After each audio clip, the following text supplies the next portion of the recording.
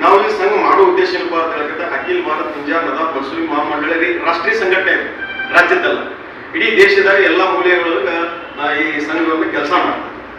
ಅದಕ್ಕಾಗಿ ಇಲ್ಲಿ ಇರುವಂತ ಇನ್ನೂ 10 ಸಂಘಟನೆ ಬಂದ್ರು ಅವ್ರು ಬೇರೆದವರಲ್ಲ, ನಮ್ಮ ಸಹೋದರರೇ, ಬೇರೆದವರಲ್ಲ. ಅವ ಅವ ಇವ ಇವ ಇವ ಅನ್ನೋದು ನಾವೆಲ್ಲ ಬಿಡಬೇಕು.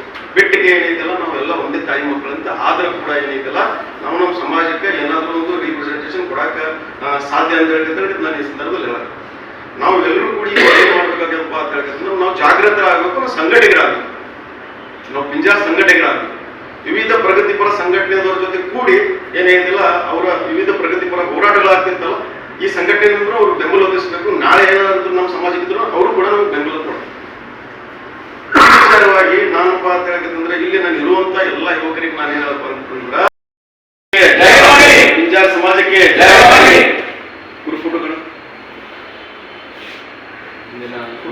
ಹೊಸ